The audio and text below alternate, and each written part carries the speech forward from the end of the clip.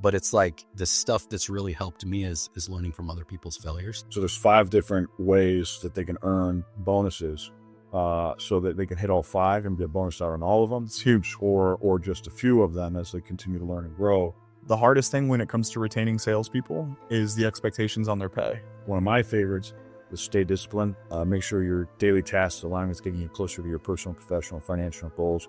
Love that. You know, Cash says, and do them one more thing, one more time, one more day. And that kind of came from Ed Mylett's book, The Power of One. So, I mean, small business in general have no idea about any of that stuff you said. And it sounds super cliche, but it's like when you just focus on putting the next foot in front of the next foot day after day after day and focusing on just the right things, the right principles, like good stuff always happens. Eric Perry, welcome to the Home Service Alliance podcast. Appreciate you coming by. yeah, thanks for having me. When we were talking right before this, you mentioned the podcast you and your wife were doing and talking about just like, you know, more so talking about like the screw ups, the mess ups, the failures. And I appreciate that a lot because that's what I like to talk about, because it's easy to look cool and do the whole social media thing, which I've done before too. But it's like the stuff that's really helped me is learning from other people's failures. And so in that spirit, what in your business, Eco Roofing, what are some challenges you have right now that you're working on? Josh, right now. So I always say what I've learned. So I've been in roofing for 27 years. I've owned Eco for 5. And until you do something, you know, you don't really know. And so as far as being an entrepreneur, I always say, I tell my team, like, there is no like good day. I had a good week. I had a good month, good year. It's high level. You can say that, but in reality, it's like, man, I had a good minute a couple minutes ago, you know, hopefully the next minute's a good one. I had a bad minute last minute, you know, stuff like that. And so in the same day, you can have the best thing happen to you in business and the worst thing happen in business. And, it's just kind of wild how that works. And this year has been a testament to that. I mean, we've had probably the lowest of lows in business this year. We've also had record months this year, you know, a lot of changes. And so it's like, it just seems to change by the minute, you know, by the hour. And so in terms of struggles with business now, I don't think it's really any different than like high level stuff. I mean, we're just trying to grow and scale the right way, the smart way, try different things.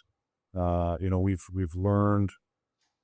So like what you were saying about learning from failures, that is, I've always been more interested in people's failures. But I think over the last couple of years specifically, I've learned that those people are the only ones who have biced it with Maddox. And there's a lot of people that try to coach and scale and teach like how to grow, how to scale, how to be successful, that have never lost it all. And for me, they don't really have the right experience to be able to share. They can share, hey, this is what I've done to get where I'm at. But when people go through hard times, they don't have the experience to share that because, you know, if they haven't done it themselves. Yeah. And so for me, like learning from people that had built great, successful businesses, but also have a back history of massive failures. You know, I have friends that are in the roofing industry, that own roofing companies, that have lost everything more than once, and that have learned a lot and take those lessons to learn from them and build, you know, something a little bit more sustainable. What would you say your biggest failure was that kind of brought you to where you are today?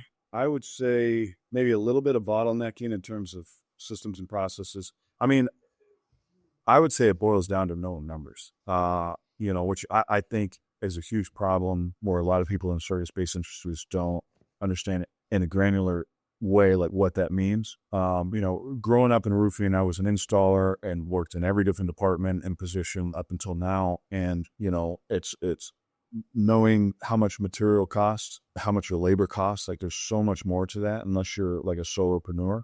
But, you know, even people figure out when they lowball estimates and they figure out what the material and labor is, their cost of goods, they don't even factor in taxes and material, right? You know, and whatever their overhead is, their insurance is, all that other stuff. And so for me, when we were our first several years, like we've had exponential growth year over year. And I never take credit for it, even though I should. But at the same time, you know, I focus more, like we can have amazing years, massive growth, you know, great culture. But I have the problem of focusing on what our failures were more than anything else. And so it's, you know, I kind of come across as a Debbie Downer to my team sometimes. You know, great job, but here's what was messed up. You know, but I would say knowing numbers specifically, and profit, like understanding profit and losses, understanding EBITDA. Like I didn't understand profit and loss, and I never went off that, I would go through 3 different other methods, spreadsheets, bank accounts, all this other stuff to kind of paint the picture in my head, because profit and loss never made sense to me, mostly because we didn't have right accountants in place, making it detailed, and just understanding the difference between cash flow and profit, versus we're doing great, we're selling a bunch of work, cash is coming in, everything feels great, but not understanding what our actual expenses are and what we have in the end, and kind of getting ahead of ourselves in terms of expenses. I'd say what you just broke down was the difference in working and having a great experience with a great CEO, because I think there's so many CEOs that lead their organizations with hopium. And so they're like an emotional sales guy. Like they're just hoping and wishing that everything goes well. But yeah, you're right. Like when you know your numbers, that kind of tells the whole story. Yeah. And I think that's kind of part of Home Service Alliance is why, because, I've worked with a few companies, we've built our own companies, and you see that, dude, you're probably talking 95% of home service business. Small business in general have no idea about any of that stuff you said. They do the same thing. They look at their bank account, what's coming in, there's money in the bank, we're good, but they don't realize that, most or none of that money is actually yours. And, it's really dangerous. And, when you're a heavy cash flow business, the smallest thing can take you out. And, like you said, you've seen friends go out of business. I've seen friends go out of business because you just don't know your numbers. What are you guys along those lines? What are you guys like doing to know your numbers better? So a year and a half ago, I bought QuickBooks Online for Dummies. And so that's one joke that I have, that I did buy that book. Haven't opened it once, but no, I think we work a lot more with our accountants. I am very detail oriented. I'm over analytical. Some say it's to a fault where, money loves speed, all that other fun stuff. I understand that concept, but when you go and grab the stove too many times and burn your hand, you tend to think about it a couple of times first and after that. And so, when we come up with ideas, whether strategies, tactics, investments, whatever that looks like, and I encourage our whole team, doesn't matter what position you're in, if you can think of a better way of doing things, like let's bring it to the table. And then we shoot as many holes in it as possible. And we focus more on talking about and trying to figure out how it's going to fail and why it won't work, so that we can try to tweak it and have the best possible outcome going forward. And things might still, need tweaking down the road, but for us, we have a lot of transparency with our team, especially our leadership team. We go over profit and loss meetings on a weekly basis, just so that they understand too, because I think that's important. I can understand left and right, but if they don't, then that extra little bit of waste of materials that runs into the landfill instead of being saved and used on another job, or over ordering, over measuring, that sort of thing. They don't really understand the impact. And so what we've done this past year is created multiple bonus platforms that are triggered off of individual KPIs that don't have any other involvement. So no other department or person or team member can affect other people from achieving those KPIs. So if somebody's KPI is based on, profitability, nobody else in the department, based on how granular that KPI is, can impact that person being able to get it or not. Solely up to them. Yep. And there's multiple different ways. So if they don't hit one, they can still hit others. So there's 5 different ways that they can earn bonuses, so that they can hit all 5 and get bonus out on all of them. It's huge. Or just a few of them as they continue to learn and grow.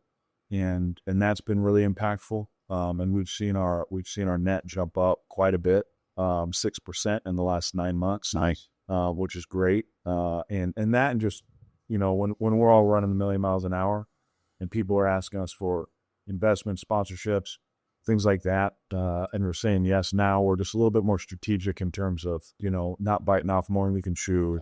What does the relationship look like? What has the return been? What is the potential, relationship down the road? That sort of thing. So we're a little bit more selective on where we put some of our marketing dollars, and instead of just throwing it out there because our cash flow is hot. Yeah. I love what you said about the KPIs, because in my experience, the hardest thing when it comes to retaining salespeople is the expectations on their pay. And so many times there's been a bonus that was missed. There was a commission that wasn't hit from the sales guy, and they get deflated immediately because there was another department that had influence over it. And you had mentioned Tommy Mello right before this. His biggest thing that he always talks about, like $1 billion acquisition. But what does he talk about the most? He talks about how many calls did you make? How many booked appointments did you have? How many presentations, and what was your average ticket? So on the flip side of holding those KPIs, which is super important. How do you not just bonus people, but on the reverse end of it, how do you keep accountability? How do you make your decisions on firing? Is it like a 3-strike type of thing, or how do you make those decisions? Well, it depends on what it is. We do have the only thing we have a 3-strike rule on is our safety. But other than that, I think it's case by case. So we specifically hire and fire based on core values, which sounds crazy, but performance is obviously a big part of anyone's job. But that performance typically can be, if somebody is low performing or not performing or even sabotaging, there's usually a direct reflection within the core values. And so our core values of the company are very, personalized to the company, but really just personality traits of people that we're looking for. And if people don't align with that or they start to fall off, then their performance is affected anyway. And so we do track. I have struggled to try to think of another KPI that we can track that's measurable. So we do track a lot of KPIs with each individual employee. But our decisions to fire are usually based on core values. Some of it, a lot of it's performance, but when we look at the performance, like I said, the core values typically pull in play. It's funny that you said that. I think it's dumb to fire people off of core values, because I think that most organizations, they have their core values up on the wall, and it's just more of like it's a perception thing. It's not an actual character and a real ownership thing from the top to the bottom. That was my first core values. Before Eco, I was a partner in a roofing company that they also owned a solar company. Okay. And that was actually where I met Ty. And very large company, corporate type feel, core values in the walls. So when I started this business, I was like, oh man, I want to play the part, look the part, so I Googled what are good core values for a company. They didn't mean anything to me. I wouldn't even be able to tell you what they were. They were on our website. And I was working with a business coach, and he had said our core values are trash. He's like, you really think core values? And I was like, right. And so I spent like a month thinking of these core values. I was super proud of them. I showed them, these are garbage. I thought, oh man, what are you talking about? Like they were cliche, or they were? Yeah, a little cliche. Like I picked cliche ones, like cookie cutter ones that like out of these 10. Like hard work, integrity, stuff like that, yeah. And he's like, they don't sound like you. And he's like, these are like, he was a guy that knew me really well, so he knew, my passion. And he's like, these need to like come from you, come on your heart. They need to sound like, when I read them, I need to hear your voice. And I was like, all right. And then we were at an event, so I went back to the hotel, and like 4 hours later, I was done. And I was like emotional about them. I sent them to him. 3 of our core values, growing up the roofer, I got a little bit of a foul mouth. And so 3 of our core values have a curse word in it. And, so one of them is implied. It's the acronym on my shirt, but yeah, and I love them, and they're hanging on our walls, and we make 2 different. You got to give us at least 2 of them. Yeah. So there's 8 in total. So one of them, accountability, got a problem, fix it right, fix it fast, make it right, and own your shit. So there's kind of definitions between the 2, and that kind of just ties in with who don't point fingers. If people make mistakes, just make it right. There's attitude, always stay positive in every situation, always add value to others. Be resourceful, which is like a team favorite. It's be resourceful, use what you have, forget what you need. Fitful, and fitful is figure it the fuck out. Yeah. And that doesn't mean like, oh, it's your department, you figure it out. It just means like not doing anything about it. If you resource the answer, it's not an option. So I'm a resource, YouTube's a resource, coworkers are a resource. Community we give to others without the expectation of anything in return. One of my favorites is stay disciplined. Make sure your daily tasks align with thinking closer to your personal, professional, financial goals. Love that. And then all caps says, and do them. One more thing, one more time, one more day. And that kind of came from Ed Mylett's book, The Power of One. So people think about like their end goal, like their high goal, the 10-year goal, and it just seems so unattainable. And maybe they're not believing that it can actually happen. And it's a cop-out. Yeah. So then they just kind of get diverted. Yeah. And the concept behind that core value is just focus on doing one more thing that'll get you towards that goal. And then over a period of time, they get back and see how far you can. So that's a handful. So really quick, you had mentioned 27 years, 5 years owner, 22 years on an associate level or whatever within a company, and growing up a roofer. Owning your own roofing company now, there's so many shiny objects out there. Social media obviously is big now, so you're always seeing different opportunities. How are you able to kind of gauge and grow your company, understanding the traditional values and the traditional things that worked, but also continue to innovate, continue to stay competitive? I think the only thing that worked was just the installation practices. and methods. As far as like growing and scaling a company, whatever worked 30, 40 years ago, 20 years ago, isn't going to work now. Right. A testament to that is all these roofers that have been around for 30, 40 years that are now heavier on social media and like other tactics to try to get attention. Before, you're the big dog if you put an article and then, your logo in a newspaper, So the installation, like I started out as an installer, and I was an installer for 13 years. And I think that's where I get a lot of the technical background from, which has been really advantageous in my career. But I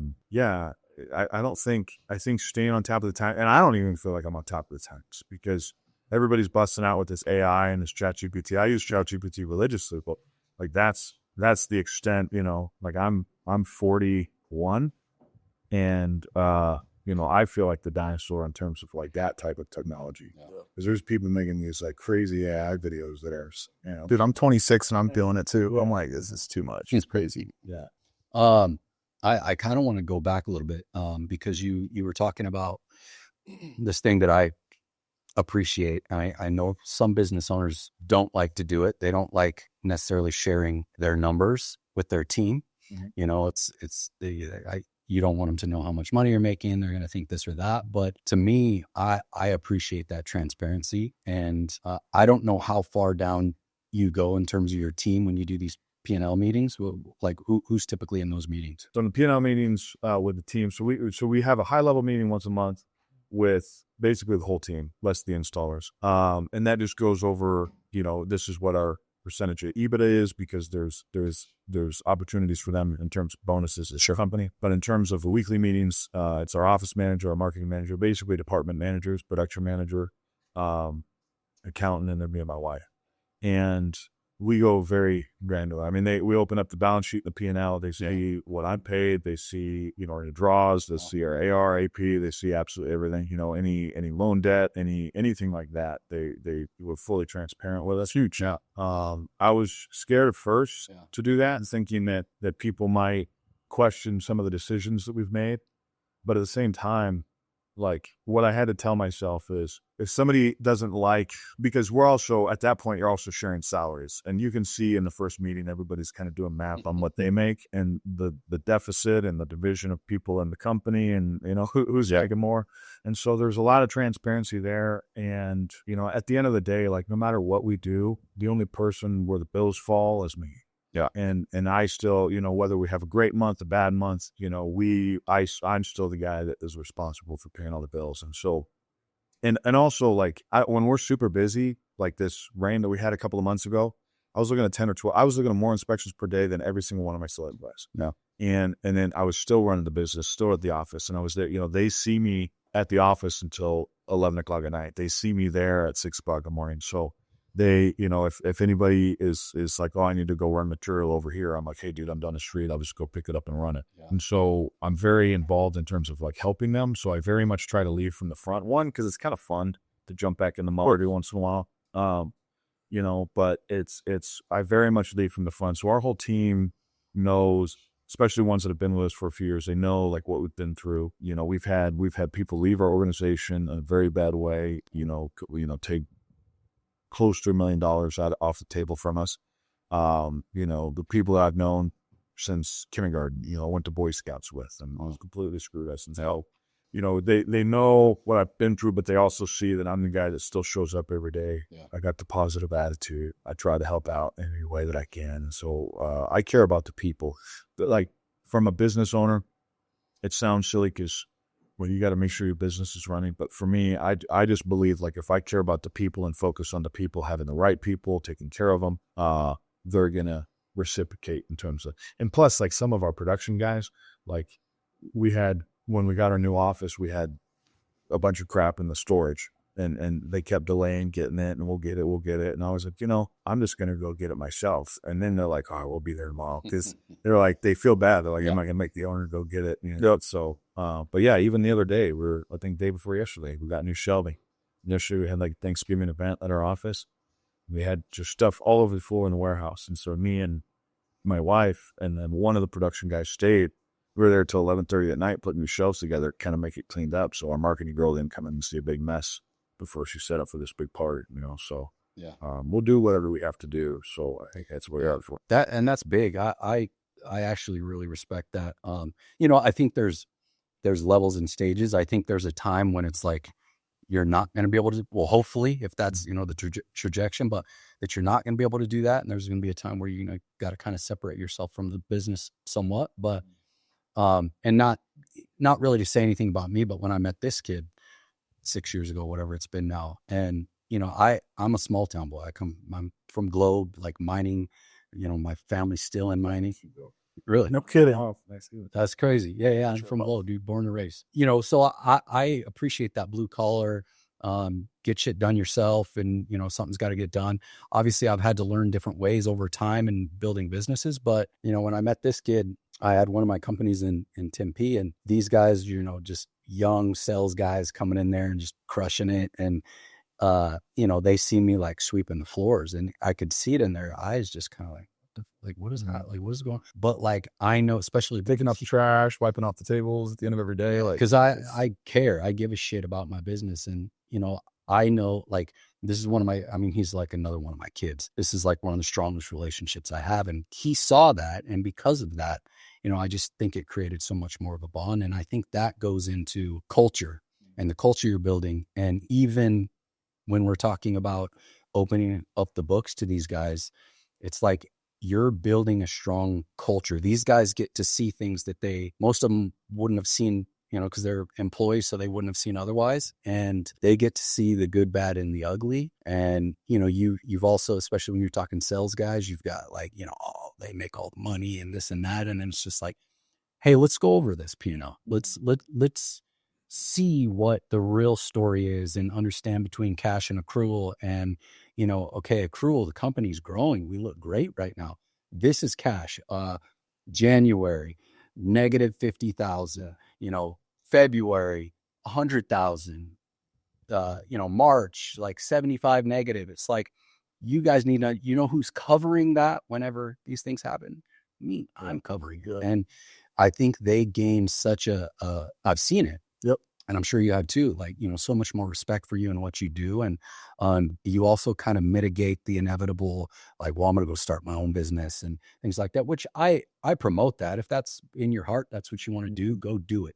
And I'll help you as long as you're not. But at least know the truths about business before. Yeah, though, like, this is delusionally think it's all like rainbows and yeah. You just say, oh, everybody's driving the McLarens. No, like, oh, I'm not going to work 8 hours. I'm going to pick them all schedule. Yeah, say like. So good luck. That's kind of what I was going to ask you, because yeah, what he said, I mean, super important that your team knows transparency. They see from the top that you don't have anything to hide. That definitely is going to cultivate a really powerful culture. But what is the stuff? Because when you're at the office, like, yeah, you're the energy guy. But what is the stuff that your guys don't see behind the scenes? What are the things that make you Eric Perry who you are? But because you show up at 6 o'clock in the morning, you leave at 11. What are you doing those other 7 hours of the day? I'll sleep for a few hours. But right? That's not all the time. So for me, like my goal is like to be involved, to the extent that I want to. You know, help the team, hang out with the team, but not be relied on for any particular thing. And we were there, and then we grew. And that's kind of how I hire too, or know when to hire, is once it gets to the point where I got to jump in and start consistently doing something, then I'll kind of document everything that I do every day and on my calendar. And then when I say, okay, this task or these few tasks are pretty consistent or aligned with each other, and I've been having to do this for a good amount of time, we should hire somebody to take this role on. And so that's kind of how we make the decisions on when we need to hire. The only reason why it's just been a lot of hours lately is from how busy we got with the storms, and getting an office at the same time. We got the keys to the office, and the next day is when the storms happened. And so I told my wife, like, we need to go on the weekend. We need to put our desks together and the computer. I don't care about anything else. And we just had boxes all over the place for a month, because as long as we're operational. And that reminds me of that meme, like, you asked for a full plate, and yeah, there it is. Yeah. There's that full plate. And everybody's stressed. And I'm like, you know what? Like, this is what we've been asking for all year. Exactly. This is what we've been waiting on. I'm like, if you got to get tired and work hard for a little while, like, good, you know, and then, because it's not going to last forever. And, you know, for us, I think, like, I'm only involved because I want to be. Part of it is probably a little bit of fear, just from when I was not as present a year ago, maybe 2 years ago. And we traveled a lot, spent a lot of time with the kids, with the family, stuff like that. And because I had a team that was able to kind of run everything. Man, this was before we started sharing, P&Ls and things like that. And so some of them started to have that concept of like, we're having all these big months and, I'm only making this. And, they're always traveling and stuff like that, thinking like, oh, we're just taking it all. And so some of those people were still with us or are still with us. And when we started going over the P&Ls and they're like, they're seeing that, I make less than anybody in the whole company. And they're like, oh, and I was like, yeah, man, like I crazy. The last 3 months that it was slow last year, like I paused my payroll. Like I didn't even pay myself. And they see these, like, what are these big, like capital investments? And I was like, oh, that's when I drained my 6-figure savings account, my personal savings account, our family savings account twice, over the last 2 years to put back into the business to carry us through the slow times. Whenever it was slow and you guys are like, man, it's so slow, let's just take a week off. And I was like, tell that to the people with the bills, sending us the supply bills. And so it's once they got to see that, I think that really made a lot. It increased the buy-in of people a lot, and because they see the sacrifices that we make and things like that. And I think like what you were saying, it's the quality or the type of leadership that you get is fully contingent on the individual that's doing it. And so like me, I grew up with like very hard work ethic, very strong work ethic, 3rd generation roofer. My whole install career, I worked for my dad. And it wasn't like, oh, you're lucky you get to work with your dad. It was like other friends like I had, they were lucky they got to work with their dad. Well, as me, it was like, he was an installer at the time where they paid somebody a salary position to stand behind you and like backhand you if you did something wrong. So that was his thing was like, if it's not perfect, like don't even leave your house the next day. Don't show up to work. And so, very, very strong work ethic, hard work. So I've never been afraid to work with my hands dirty, things like that. But then also like I've worked for a handful of places that did things that I didn't like. I've been in the roofing industry as long as I have. I know a lot of other roofing companies, a lot of other owners and seeing things that other people do that I don't like. And so when we built our business, I kind of realized like, I can kind of do whatever I want. Like I don't have any partners or anything like that. Like I can make all the decisions. And so we just kind of cherry picked all the things that we liked that companies do and then work really hard to avoid the things that, and like in terms of the transparency meetings, it's just, we just talk about stuff that I wish I knew at some of the other places that I worked. Whenever all of a sudden we walk into the warehouse and they say, hey, we're going out of business. I need everyone's cars. This is the last day, and I've been through that before.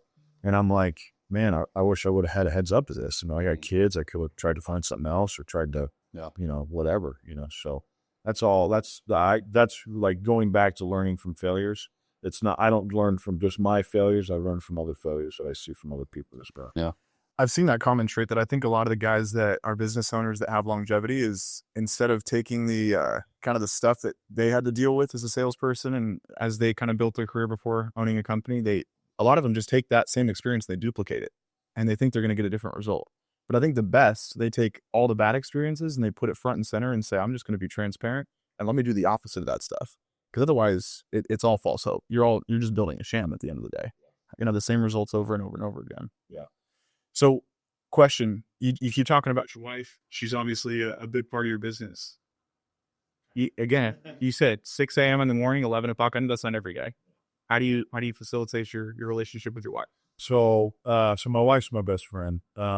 We've been together for, oh man, I'm a horrible constant time.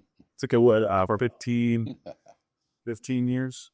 And I've known her since high school. So she, when we started the business, I kind of told her she's an introvert. So I told her like, hey, you're going to have to answer the phones. And she's like, well, but talking to people is the last thing I want to do. And I said, well, it's either that or time lips. And she said, and we just had a cell phone. And I'm like, here's the deal though. Like when you go to the grocery store, like if you're shopping and that phone rings, you stop everything you're doing and the answer. Because I know from being in the industry, if the customer calls you, your answer is going to call the next one. Yep. And then by the time you call back, they're like, no, I already scheduled a couple people to come out. Don't worry about it. So you got to be available. And so that worked well for a little bit.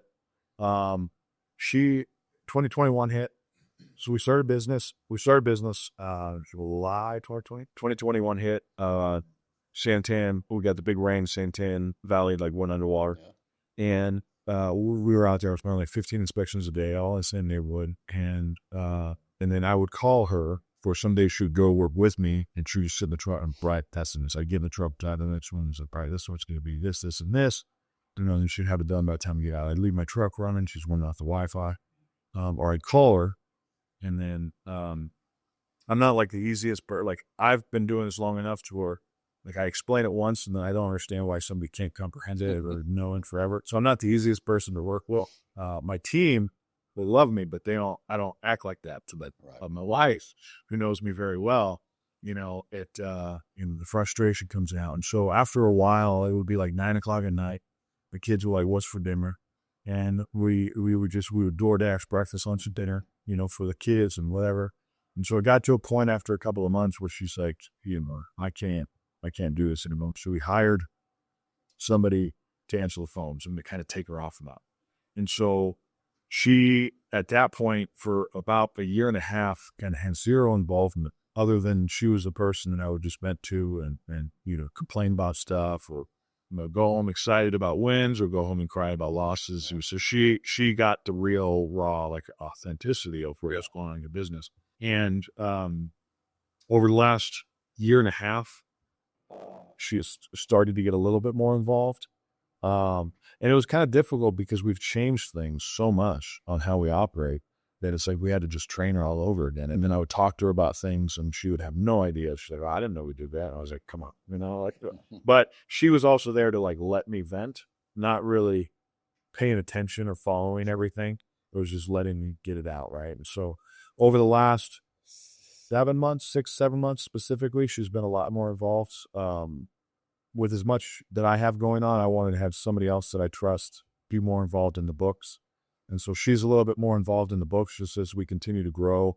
I told her I wanted to learn how to do everything on the finance side of things, not to do it, but to just know so that she can help review it so that can kind of take off my plate. And so she has an office. She had an office at the house for years, and she never sat there. And so she loves it now because she's got her little space. She's got her little blankets and her fans and all the other stuff.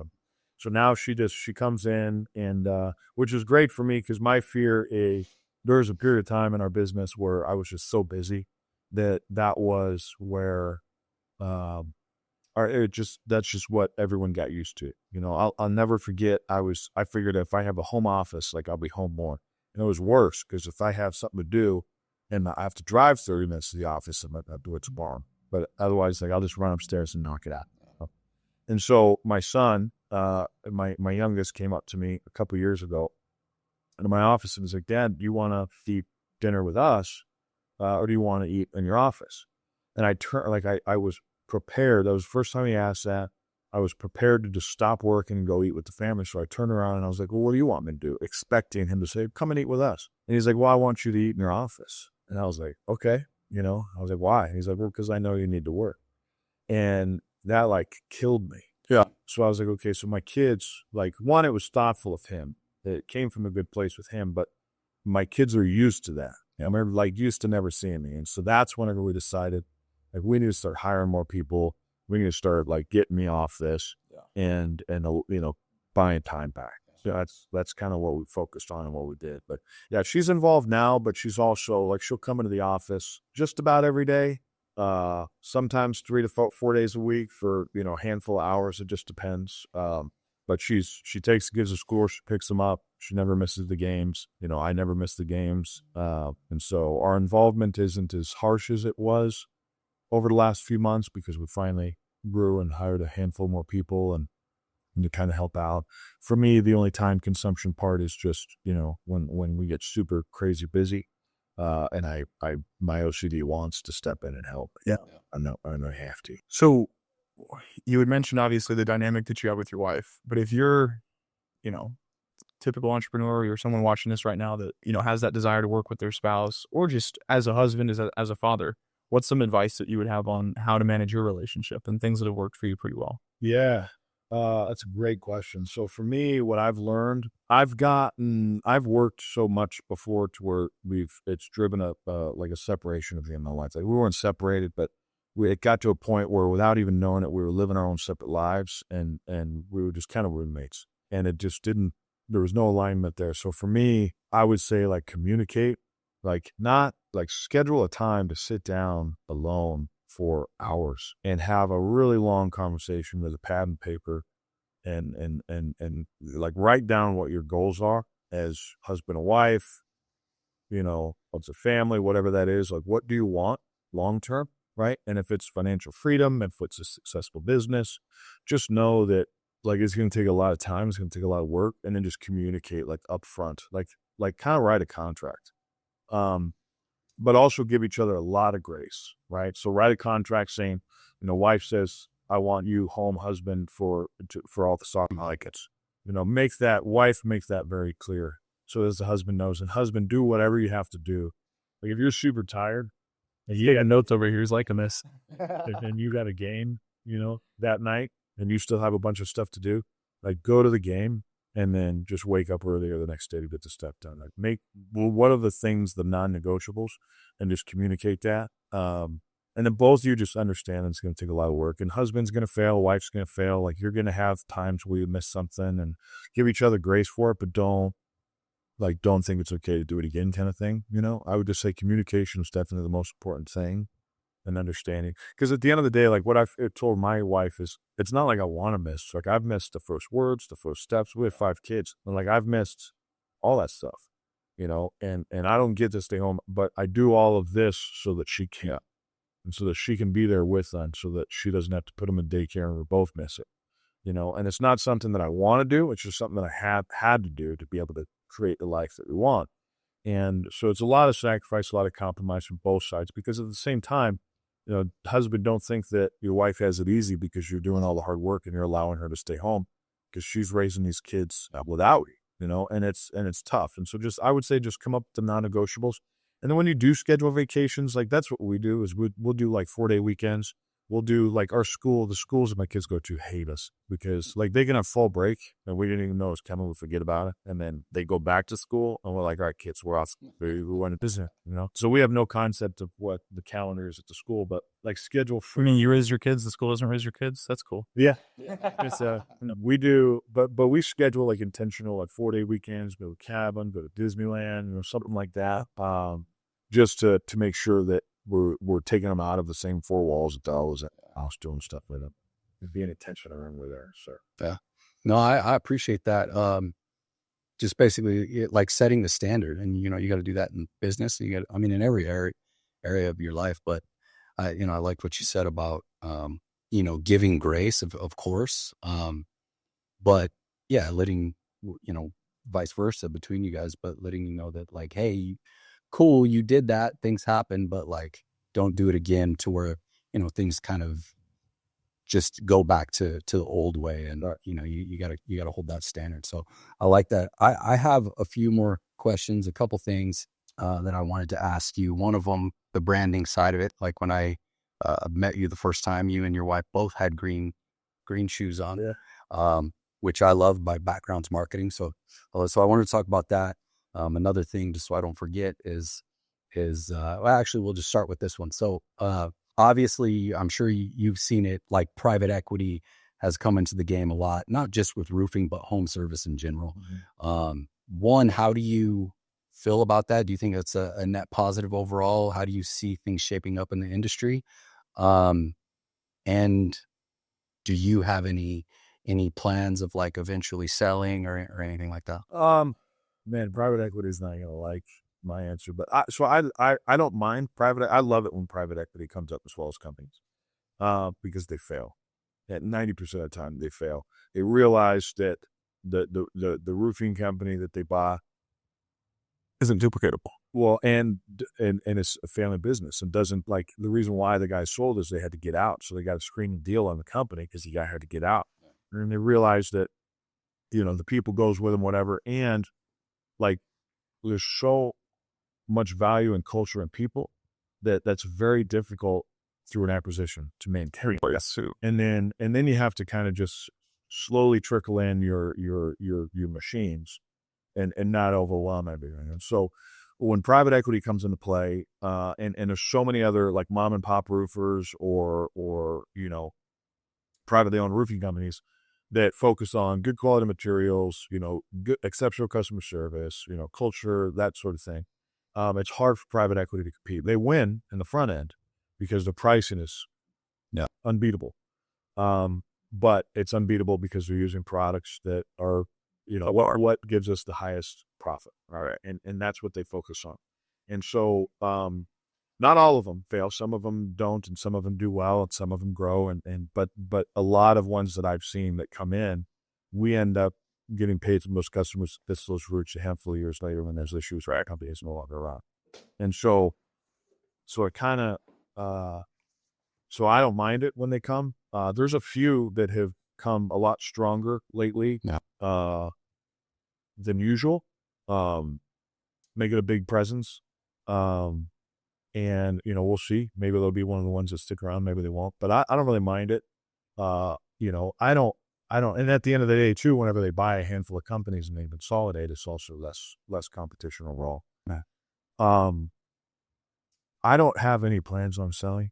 I've actually gotten a lot of negative feedback from, mentors and business coaches about not, always have an exit plan, see what it looks like so that you can structure your business to where when you're ready, it's easier. And I can't, I get approached by them all the time, and, but I just don't know, I see these guys like, was it Cameron, the Podden? Yeah. Yeah. And even Tommy and Mello and how once you go through, I've never done it, so this is my interpretation of them. Once you go through the process of working your butt off to build and scale a company, you learn a lot of things where it makes it a little easier next time. Yeah. And it doesn't make it easy. It makes it easier. And then you do it again and you do it again. And a lot of people create very amazing lives for themselves doing that, building, scaling, exiting, building, scaling, exiting. For me, I haven't seen that light yet in my business and in my industry to where I would be willing to start all over. And I think that's what it is. I still got some of the bruises and scars from building what I'm building. So I haven't seen somebody in the roofing space that has done it to where I can say, okay, this is possible, So I don't have, one day it'll have to happen. I guess I can't. I'd like to think I can live forever, but, based on age and 41 and that's really like 97 and over years. But You're 41? Yeah. No kidding. The beard deceived me. Yeah, I thought you were going to be delivering presents on it. Yeah, it says. Well, this time of year, it's always funny because little kids, like, they'll be in a store and like they'll look at you and you say, I always want this. No, but That's how when you grow up, you'll be him. yeah, You got some time. yeah. So no, I haven't thought about it. I'm just focused on, how to stay alive, how to survive, how to build our business, how to continue growing and scaling. Now, maybe one day if I have zero involvement or very little involvement, more like high level stuff, then I can start exploring. But anybody that I know and I know a couple of people that own 2 or 3 roofing companies in Arizona, and I'm like, you're crazy, man. Let's stress of one, like build it all. But, I don't know why they do that, but they'll do it. So, Yeah. Right on. Yeah. I mean, look, it is difficult for sure. I don't think you necessarily know our story, but I mean, we had one of the larger roofing companies in Arizona that nobody knew about, because we went in through the public adjusting side. And then end of 2023, we sold, and, within a year they ran that to the ground. Yeah. So, so yeah. And probably a year ago. Yep. I mean, That's exactly what you said. Yeah. And I guarantee, well, both of us, a year ago, it was like, that shit sucks. I want nothing to do with it ever again. I've kind of come out of that. I can definitely say, looking at it differently now, like the amount of things that I learned from that, like just, I mean, insane. So I do, I think some of it's obviously money driven, but it's also, I like a good challenge. And I'm just like, okay, I saw everything that those guys did wrong with our company. And most of it was around culture, just drove our culture to the ground. We've got not hundreds, but we've got like 50 to 100 door-to-door guys out there slinging, and within 6 months, we had none. So just learning a lot from that, but also, seeing kind of behind the scenes of some of the things that happen. It's like, damn, we learned so much. And this kid, when I got with this, when he came to me, he was 19 years old. And I mean, even within the year, like this kid is so much, it's like just the amount of knowledge that just gets crammed into you from going through that experience. It's like this kid is light years ahead, especially where I was at. I mean, he's super young, so I was nowhere near where he's at. But I don't know. I almost like I gotta figure that out. Oh, I got to do that. I got to try that again. I got to conquer that one and go through that. And so I don't know. We'll see. Yeah, I'm sure I'll get there. It's just one of those things that I can't even comprehend taking time to think about now. Yeah. But once, and that's the thing, it's not like we are ever going to level out. Yeah. Because like my current goal is 50 million, but I know once I start pushing 30, I'm going to raise it, and that's another thing I joke with our team about is, like we never actually hit our goals because every time it comes in sight, I know let us hit the finish line. We raise it. Yeah. So, you always got to keep reaching for higher. I mean, would you, well, I guess you kind of already answered this, but, maybe not an exit, but would you think about potentially buying other roofing companies and bringing them into you? Yeah. Yeah. I mean, I think I would definitely entertain that. It would be, I've seen that happen too. And they end up just shutting them down, keeping what they had. Yeah. And then, keeping some of the employees that they wanted to from the acquisition. But it really just depends. I guess it would probably have to be, select. I'm not a fan of like buying, XYZ roofing, like powered by Eco or whatever. It would probably just be where if it was in a different location, I would buy and then just convert. Have to be a full rebrand under you. Yeah. Yeah. But locally, like we have a platform plan it's a 9-year plan, 10-year plan, and it has us in 9 locations across 4 states. And to me, like that's like when we go over that with our business planner, it's I can't even comprehend that. Yeah. Which I know it's a limiting belief that that's even possible, because when I started out, I never wanted to do more than 2 million. Yeah. And 2 million was like pushing it, because that's what I did when I was a partner. And I say partner, on paper I was a partner, but I started and ran the whole company. My partner I met once a quarter, and we were in the same office, and I would see him once a quarter. But he was growing solar company and taking that off. But I never want to do more than 2 million, because that's what I did at the prior company, and it was a lot of work, and it was just a lot of hours, and it was just going to be me and a crew and a trailer, and that's it. No. And we did our first year. That's what we did. We did 18% EBITDA, which I was like, this is amazing, but I was never home. No. And I just worked so much. And so we just decided, okay, we're just going to try to grow it a little bit. And then it's just once with my reputation in the industry and with the people that we know, like once you can't stop it, once you decide to grow it a little bit, and you put somebody in place, so we hired a driver, so that freed up enough time for me to go out and sell more. And then the more I sold, it's like, well, now we got a lot of work. I need to hire another crew. And then it's like, so now as I'm hiring crews, it's like, now we got a lot more crews. I need somebody to help run production, and then it's like, well, now our leads are going down a little bit because I'm out here working on production. Like I should hire like a sales rep, and then I don't want to run any leads because that's their commission only. That's their bread and butter. And so, but then they're selling more jobs. So it's like a domino effect. Yeah. And it was like a train that just wouldn't stop, like a snowball rolling down the hill. And so I would say like we accidentally, grew. Yeah. And that's part of what I was going to say right there is I feel like what you just said kind of hit it on the head with me, because, and you got some years on me and experience in business, but like for me, like it was always about numbers. It was always about the money. It was always about more jobs, grow as big as you can, recruit as big as you can.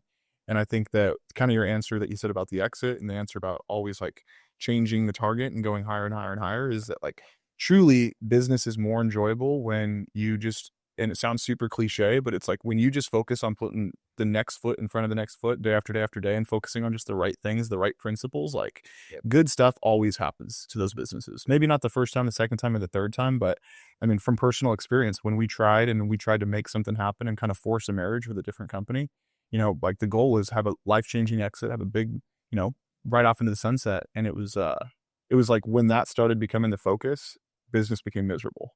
And I feel like that's kind of what you're talking about right now, is that it's like, you know, I think it's like knowing yourself too. And I think men maybe in general, like don't really, because we're the workers, we got to go out there and work and provide. And I think it, you know, until you give yourself that time to like figure out like, what do I really want? Or am I just doing what I was told to do by somebody on social media? Like, 100%. I'll grow this big business.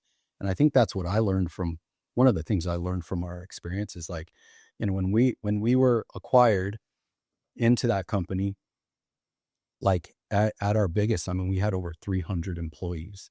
We had like, it was like, what I learned was like, this sucks. Yeah. I don't like this at all. Like I not at all. Like, and that's kind of how I operate now, is like, I want to have the biggest small company I can have. I don't ever want to lose that feel of that small company and the relationships and the culture. And I hate corporate. I want nothing to do with it. And I think that's it. Just, you know, you got to know what you're about. And it seems like you kind of are there and, you know, but it's like, most guys like, yeah, dude, this guy on social media told me I need to grow to this, so I'm doing that. But it's like, no, this sucks. reminds me of what John Hamilton always says. He's like, keep it small, keep it all. Yeah, keep It's it small. way less headache. That's what I hear a lot of times. We're like a big small company, like a boutique roof, and because that's the thing is I never want to lose the family feel for it. And I've worked at places that weren't even huge, and when they're big enough to where there's no like organizational chart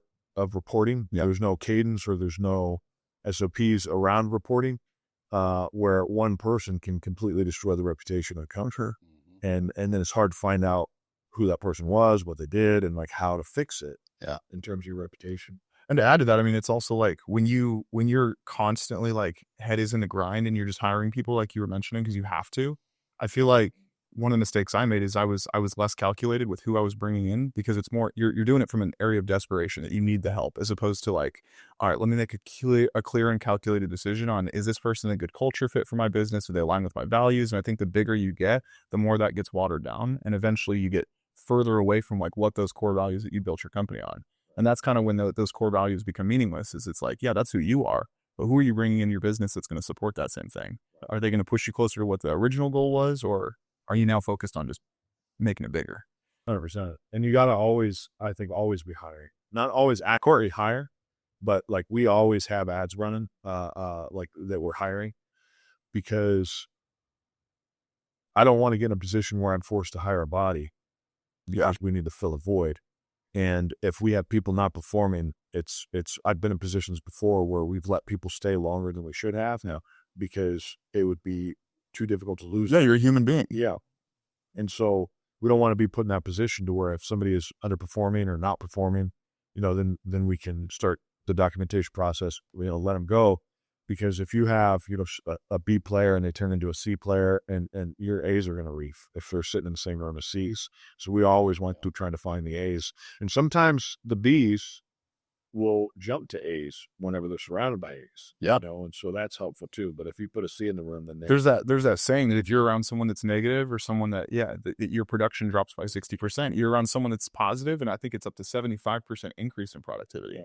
But yeah, I would say that was one of my biggest lessons that I had to learn, is it's like, yeah, you can always lead people to water, but they're not going to always want to drink it. And sometimes they're going to want to take it and slap it right in your face. Yeah. And it's like, you got to be careful and cautious, because that one person that you have good intent for, it doesn't matter what your intent is. It matters what their intent is.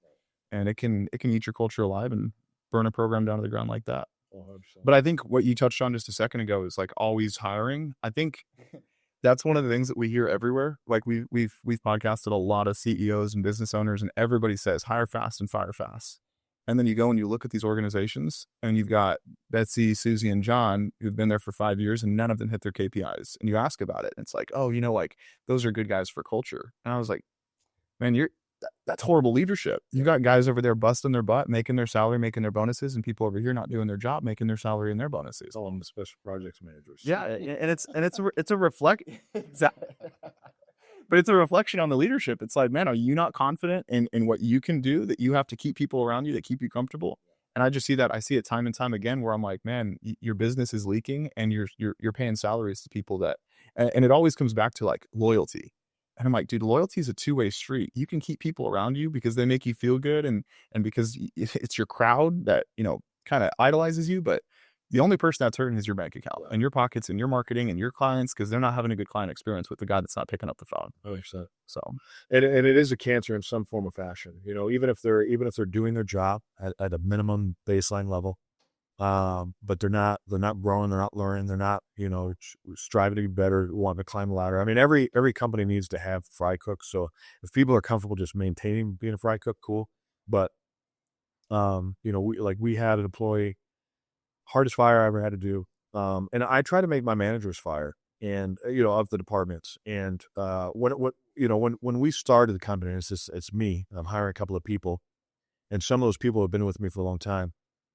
Like they would look down on me like, why didn't you fire this person? Like, you hired them. because you're the throat to choke. Yeah. And I'm like, And you trained them. yeah. So, and people started thinking that. And I thought to myself, like, one, like, I don't want to fire you. I don't like it. And like, if You had a good answer. I don't want to do it. and hey, like that's like I hire people to hire and fire. Like I don't want to do it. Like, that's why I have an office manager. You do it. You be as bad, and I don't think there's anything wrong with that. And it doesn't show me as a weak leader, because like I'll have hard conversations with people, and I encourage my managers to first and like come to me if you need to. But we had somebody, been with us for a few years, sweetest guy in the world. I mean, we're just butt off for a long time. It was on our production side, and just an amazing individual. And he was a friend of somebody else on our production side that he brought over. And so the guy that would have let him go has known him for years and years and years. And just like flat out told me in the very beginning, like, if we ever have to let this guy go, I can't do it. I was like, I totally understood. So it came time to where, and we kept him around a lot longer because he just got comfortable, very, very comfortable. Still doing his job, kind of. But just got a little bit too comfortable, a little bit less productive, which puts a little bit more of a burden on the other team members. And, so we would have conversations, and then there would be a boost in production, and then it would fade. And then it just wasn't really boosting anymore. And, that was probably the toughest fire that I ever had to do. The guy was like family. And then there's always going to be employees that are like, oh man, I can't believe we let that guy go. And whether they understand or they don't understand the drop in production or the toxic vibe that started kind of put onto the culture, it was just one of those things like, oh, I never thought that guy would, be let go. And he was our special projects manager for a while. And then finally just got to a point where like I was so shook that I had to do it. Like, I typed out on my phone like what I had to say, and then I called him and I literally I read Blanked. Oh, we did. You did? Yeah, I just sit there. I just sat there, looked at my phone, I read it, and then I took a breath. And he was like, "Man," he's like, "I did not see that coming." And I was like, "I know." And I just wanted to hang up the phone and be off of it so fast, because like that was the only employee that I ever fired, and I cried afterwards because he was like family for us. So we bought him a house. Like it was the community, like we put it out there. A lot of people at Seymour Living contributed to it. The Barry Kramer at the time contributed to it. He was just a dude in need at one point when he worked for us, and we never knew, because he was the most positive guy in the world. You would never know the hard times that he was dealing with. But he was going through a lot of hard times. And so we reached from the idea to giving him the keys of a fully furnished manufactured home that was completely paid off. It was 10 days. Wow. And that's how quick our community showed up. And I was like blown away. And so it was tough to let him go. And not to minimize that, but I think that there would be a lot of heartache and, like a lot of things would be avoided if, back to your core values, if people took their core values and they ran their organization with those core values, and they attached those core values to their SOPs. Yeah. And then you attach those SOPs to your bonuses and your salary. And at the end of the day, you put it in front of them when you onboard them and say, hey, this is the expectation. You've got, 2-3 months to ramp up into this, but I'm never going to fire you. you're going to fire you. Right. And so let's just get this out of the way that like this is on you at the end of the day. And I want you to succeed. And here's the keys on how to do it. But if you don't have something you need to let us know. Here's the resources and departments around you. But I think a lot of times like people, it's like this self-fulfilling prophecy within CEOs and managers where they're like, they start talking shit about these people that don't do their job. And I'm like, dude, you hired them. Yeah. These are your goals and your SOPs, and they're not doing their job. Right. And now your production's going to be affected and your company's going to be affected. And at the end of the day, it sucks, but it's, that's who it's on. Yeah. And that's the great thing about the core values is because it makes the conversation a lot easier because you're just holding them accountable to core values. You're just letting them know like, hey, you're violating these core values, and whatever action plan you have, whether it's a write-up, whether it's a warning, whatever the case is, they are in full control on whether or not they continue to stay or whether or not they don't. Yeah. So the core values are tying it to everything. It just makes it a lot easier to have conversations. Yeah, it's powerful that you do that. Hopefully someone watches this and picks that up because I know they're sitting in every lobby across every roofing company. Yeah. And they hardly get looked at. All right. I want to respect your time. So last thing I want to talk to you about again. So the first time I met you and your wife, which I loved, had green shoes on, goes along with your logo, your branding. I mean, I guess to kind of take it back, are you guys just kind of like creative people, or is that like you learn this from somewhere like branding? You need to brand yourself doing this thing. Where did that come from, doing that stuff? Yeah. So we're definitely not creative people. For me, when I started the business, I started my company with $11,500. And, I'm one of those guys that, my whole youth, I don't follow rules, but I was with business. I do because I was so afraid, like my luck, I'm going to do my first job, save up, get insurance. Like I'm going to burn the house down on my first job and not have it. So done that before. He got insurance, got all this stuff. And by the time we got our first job, it's due on Mondor Solvay, it was like a $4,800 patio repair. And, we had like $4,700 left. And I'm like, oh man, like, so we did the job. And so, but the reason what we spent our money on was, insurance. And then, my truck, all our trucks are black. My truck is one of 3, actual black trucks. So our trucks might have been white, but when I bought it in 2020, like truck shortages, all I could find was a black truck. And, I grew up in white trucks. So like I could have been rolling around with a white truck with a logo and that would look horrible. Yeah. And so I'm like, all right, I guess I'll get the black truck. And I didn't want to spend the money on a full wrap. So I just had to put the stickers on it and it like popped and I loved it. And so I did that just because if I'm doing this first job, like what if I don't get any other jobs? What if the neighbor, like, because how many times you walk around, you see somebody working on the roof with no sign, with no logos on the truck, there's no yard sign. We look up on the roof, there's 10 guys, every one of them has a different roofing company shirt on. So you don't know who to call, right? And so that was the first thing that I did is yard signs, which I reached out to one of a manufacturer product we use, and they bought us yard signs. And not to interrupt, but everybody says in the beginning, I can't afford yard signs, so it's not an investment I want to make. And it's dude, referrals are the only thing you can afford. Yeah. The only thing you can afford. Yeah. You want people to go by and look at it and be like, oh, I need a roof too. Yep. Maybe I need a repair too, or whatever the case is. So yard signs and the sign on the truck. And so once I did that as like an initial investment, we started getting calls from the signs. And our logo, like I loved our logo. Like I hired somebody to try to develop the logo for us. And they're like, you need to have an icon for different social medias and blah, blah, blah. And they came up with like all these cool ideas. But I'm like, no, like I just want a roof, an eco roofing, and make like the O like the earth. And the funny story about eco roofing, so many people ask it, what does it mean? And I kind of hate that question because I haven't come up with a short answer. But the real answer. Sure, let me try this. So what does eco roofing mean to you? Yeah. What does that name mean? So my last company that I had that I was partner at, I started really investing a lot of time into learning about like sustainable products, different products that are not so much better for the environment. Some, like it was a big market at the time because you no longer had to pay extras for green roofing, right? But I was fascinated with actual green roofing. So the multi-layered, you go to like Carrabba's Mexican Grill, on their roof they have like cactuses and trees and all. I was like, that's a roof system. You go to like the Honeywell, they're like third floor like outdoor rest area and has like trees and whatever, that's all concrete. That's roofing because there's offices below her. I kind of became the infatuated learning how to do those types of roofing, and just different products have all been around. I'm not a fan of like, well, this product came out last month and it's supposed to be great. Let's try it. Not a fan of that stuff, but we try stuff that has been tried, true, and tested, and that either save on utilities, just better for the environment, made from, recycled products, stuff like that. And so I started doing a lot of research in that, and a lot of the products, some of them were the same cost, if not a little cheaper, and were way better. Used to be more expensive because it had rubber in it, and rubber was expensive, but they found a way to use some recycled rubber. So just different things like that. But a few months into, and hopefully he doesn't listen to this podcast, but a few months into that business that I was a partner in, we started really taking off with those products. It's like, oh man, we should have named it like Eco Roofings. Okay. And so that's why I named it Eco Roofing. Nice. Yeah, see, because this was a guy that told me, stay small or you'll fail.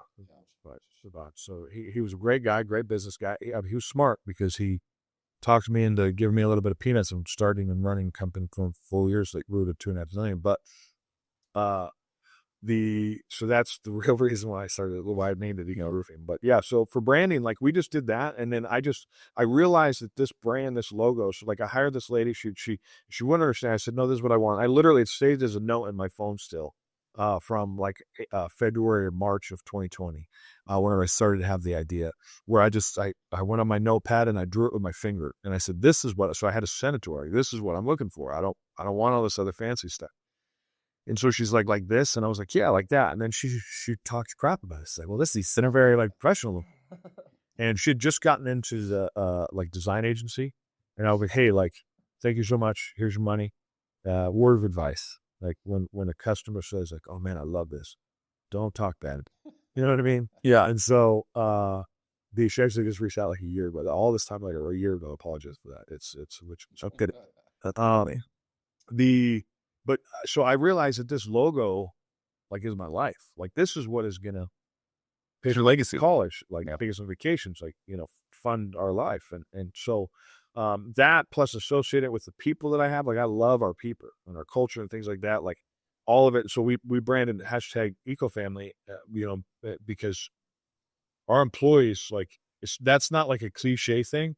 Like, these people, like, are more my family than like some of my blood. And they're my chosen family. Like, I love these people, and I would do anything for them. And so I just started to realize, like, I love seeing our colors. I love seeing, like, blue's always been my favorite color, and I love neon green. Right, so it kind of worked out. And so we just put our logo on absolutely everything. It's just like the guy that does like all of our print. It gets to a point, and he knows how to get me too. He'll go to those shows, and there's like a little drift RC car.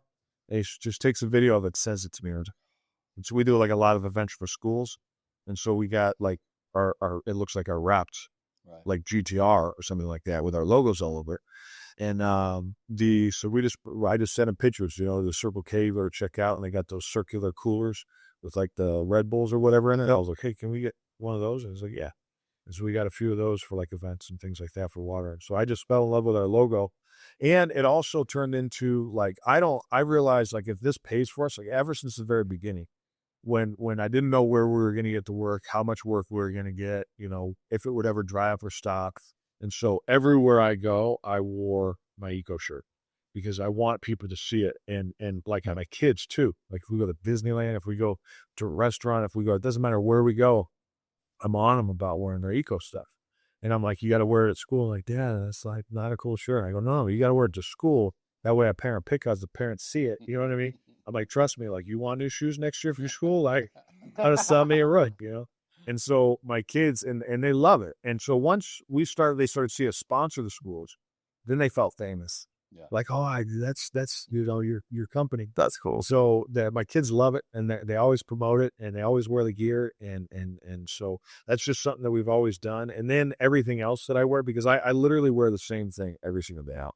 It's a t-shirt and these pants, or last year I started wearing shorts again, but which is kind of nice because I don't ever have to like, what should I wear today? Exactly. Yeah. It's like I was like, that's why Steve. You know what's funny, and I don't know if someone might take this the wrong way, but I always wanted to go to schools and market towards kids so that they could turn around and go talk to their parents, kind of like what you're saying right now. And I thought about it a couple of years ago, actually, with you and Brad. I was like, I think it'd be a cool idea if we could create like these affiliate posters to put at football games. Yeah. And so kids can go tell their teacher or tell their teachers and their parents, like, hey, like if we need a roof, go partner with them because they're donating proceeds to our school and to our academic program and our sports program. So I don't know, maybe that's so schools are a great idea. So we partner with a handful of schools. because I feel like that's community, like help provide to a local business, and in return, that local business is going to donate back to the school to help. Yeah. So we'll like we sponsor like with the banners and the fences and things like that, a couple of schools, but we are in a ton of schools in terms of like events, and they know like, if they're having an event coming up, we give them a couple $100 and have a little booth and give a raffle prize or whatever. Yeah. We do a ton of those because otherwise, like the parents, they're driving by, like they don't pay attention to signs and fence. Well, they pay attention when they're at the carnival, or the fair or whatever the school has, and they see us out there, and then also it's not just us there like selling roofs, right? It's us there like giving kids like drift cars, and then marketing promotional products geared towards kids like have a higher life expectancy of staying in the home because the kids will take it and they'll run with it. And so, best thing I ever did was we created. I wish I have some in the truck. I'll get you before I leave. But so I wanted to write a book. Like I have all this time, and then like a day into it, I'm like, all right, screw this. We're gonna just write like a children's education book, right? Okay. So just dumb it down, just a handful of pages. And I realized that's not something that is like actively sought after from kids. Like I want to learn about roofing, and so we made a coloring book. So the little kids can color it and inadvertently start reading words and maybe learn something. Yeah. So my wife kept telling me, dumb it down. I think I compare like manufacturing roofing materials like baking a cake. But, so it talks about different roof systems, stuff like that. But on the back of it is our story. And I don't even remember what it says, but, it's like a little paragraph about us and a picture of my family. And, that's great because obviously there's like different types of roofs. What to do if you have a roof leak, like all eco, right? But that's great because kids get to color it, but the parents get a chance to actually like. So every roofing company is going to say that they're the best. If they don't, then they're foolish. Sure. But they're not all the best, and everybody's going to say that they like to serve the community, they like to do this because these are all sales tactics. It all sounds good. We actually do it, and so for me, putting my story on there just allows people to get an opportunity to get to know us. Yeah. And then our QR code is on there, which is maybe borderline shouldn't have been on there because my uncensored podcast is on there. And it's way at the bottom because like I don't want a 4-year-old to scan and like hear all the cuss words. But so what they do is it gives the parents an opportunity to kind of go on the link tree, kind of see like my social media, not just company stuff, my wife's, or our podcast, whatever, just to kind of get to know a little bit about us as people and then see if we kind of align. And so that was probably one of the greatest things that we've done. And we donated them to schools. We probably get over That's awesome. 20 or 30,000 of them. Jeez. So that's super cool. One of the manufacturers, when we talk about making roofing materials, we're exclusive to Pump Particular manufacturer. And I was like, hey, like I'll just make this like your Billy with your logo, like if you want to help me get this thing in production. And so they bought their one of their plants is in Oregon, and they bought 10,000 boats and put them in schools in Oregon. Nice. So working on it. Yeah. Like I guess we need to. Yeah. So, but it's pretty full, and it's been a lot of fun. It's there's some of my guys would read it and like, oh man, like I learned something. I'm like, dude, like you should. Like, the kid, you know what I mean? Like, there's a kid's book called "Is This a Roof?" I forgot the author. It's an actual children's book, and I found it like 10 years ago, and I loved it and bought a bunch of them. And it's very informative of like roofing specific types. So I really liked it. So that's kind of what gave me the idea. Well, that's smart. I think I speak for everybody when I say I appreciate you putting something into kids' literature that people are actually going to learn from these days. That's cool, man. Yeah. I know that you wanted to wrap up, but I think it would be cool to kind of, if it's cool with you, kind of end this on, obviously Rio and Titus through their first Home Service Alliance event. Your wife took home a couple $100. I think you took home a gun. Yeah. Yeah, I just kind of wanted to kind of wanted to hear from you on just kind of your experience that you had at the event. I know it wasn't anything super crazy or over the top, but just kind of like future events. And yeah, is this something you'd recommend to have other guys in the home service industry come out to? Yeah, for sure. I mean, I had a blast. I was like more bummed that I was late because, you know, then we were fighting the sun, you know, but daylight. But it seemed like a really cool turnout. And it was like outside of the box, which I really like. I mean, the Top Golf, like everybody does all that stuff. So it's kind of nice that it was different. You know, you're going to draw your particular crowd of people that, you know, are pro gun, and it was really fun. And then to end it, like, I thought the cigar guy was there to grab one on the way, and we were running late, so we just like zipped right in. But to have that as like a whole like wind down thing, I thought it was phenomenal, and unique. Yeah. So I enjoyed it. Yeah, I think it was cool, man. I didn't even know it was around. I was My wife, it was like, all right, I'll take his ticket. And so when she had both tickets, and when she won the first time, when I called the second time, she was like, you got to get it, because she didn't want to get like, hey, it's like the luckiest person shows her, right? And I was like, all right. And then she was like, normally, like when we win at events and stuff like that, especially like, you know, knowing Ty for so long, I'm always like, nah, like, don't worry about it. Yeah. And she was like, I was thinking, like, when I saw you, remember, I was thinking about telling you, like, should we let him raffle it off again? Or I was like, hell no. That's No, so Ty told me right before that he gave them to you guys because he needs more detach and reset jobs from you guys. I'm so happy that Ty's in that business. You know what I mean? Like he's so when I met Ty real quick, so he the solar company that he worked for, I'd gone out and I'd spec a lot of roofs for a lot of solar companies. So this was 2012, 13, 2011 when I met it. And at that time, solar guys still like had no idea what they're doing. We're just like drilling holes and like crossing their fingers. And so I would go out and get called out on. I just like became that guy that happened to get called out on a lot of solar installed roofs, and would put the blame on the solar company, document, show them whatever.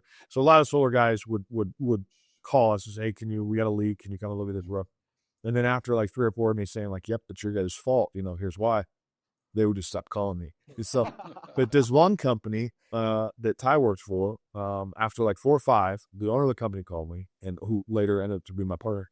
And he said, you know, can you come to our office and train our entire install staff on how to properly install flashings? And they were a large company at the time. And I was, to me, like, I had so much integrity. Someone liked the critical feedback finally. 100%. Yeah. And wanted to learn from it. Yeah. And do better and be better. Yeah. And so I did. I went to their office, and I'm thinking they're going to be like, nah, like that's just too much money. So there was things that they were doing that I even told them, you don't have to do this. That's overkill, and it does nothing. And they're like, yeah, but if it's not going to leak, we're going to keep doing it. I was like, all it is more expenses on your end. And they're like, that's fine. And so they were all about like doing it the right way, doing overkill, making it right. And so when Ty, like he was the guy, when I would go out and inspect the leaky roofs, he was the guy that I would meet out at the job. And so, and I learned a lot from him too, because I've seen him when he worked there, and there was an employee that he had under him that was going through like a hard time. He would have him sit down on the roof, and he'd just have a very complex. Me, I'm like, dude, like, come on, man, we got to work, you know? And he would just sit down with her. I'd just say, what's going on there? Like, everything okay? And it'd take time to really get to know him and care about him.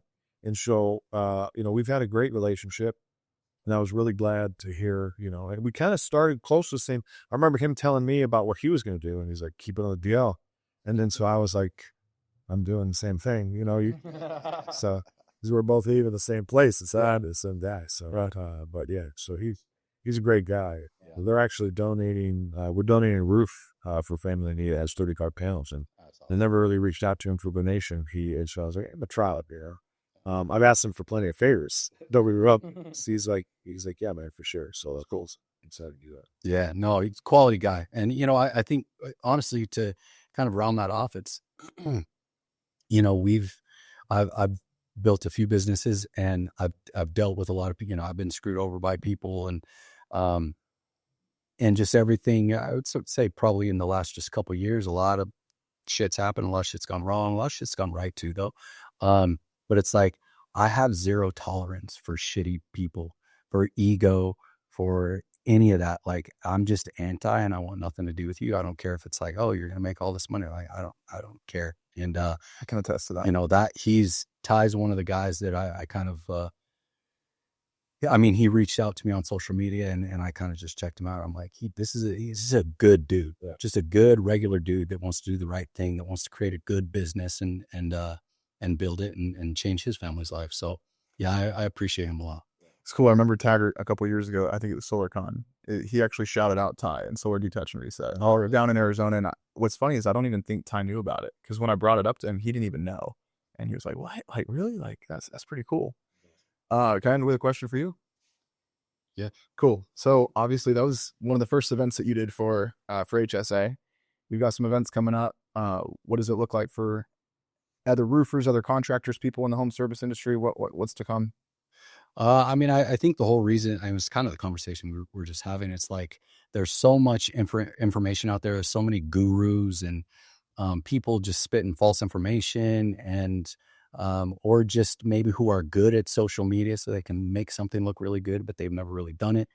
I just want to get good information to this community from people who are actually in it. They don't have to be, you know, internet famous or anything like that. Just like people who are like, who've actually done the business at a high level, who can share that information with the community and build it. So yeah, really it's just going to be built around value and then cool events. Like, yeah, let's shake shit up and do some fun stuff and things like that. So yeah, I'm looking forward to it. And yeah, for me, super cool to be at the event, because I think that, you know, being a part of the solar industry and the roofing industry, one of the things that blew solar up in its face is the egos and the pride that people had in the space. So they were not willing to network, and they weren't willing to kind of like share what are the things that we're doing right and take the critical feedback and say, okay, like, what's going to keep this industry preserved long enough that we can all stay at this table and we can all win together.